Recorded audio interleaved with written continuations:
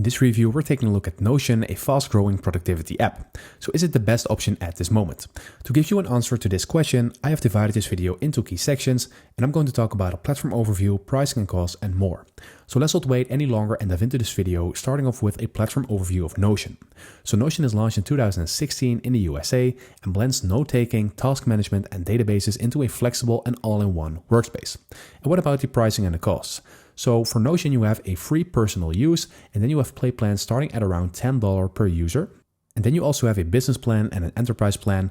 And let's take a look at what is inside, for example, the free plan. So with this free plan, which is ideal for individuals to organize personal projects and life, you will have a collaborative workspace. You can integrate with Slack, GitHub, and more. You will have basic page analytics, 7-day page history. You can invite 10 guests, and you will have Notion Mail and Notion Calendar, and you can sync that with Gmail as well.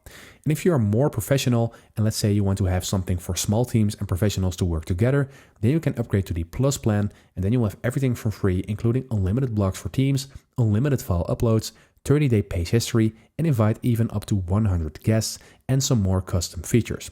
And if you're going to the business plan, then you will have more advanced features compared to the Plus plan.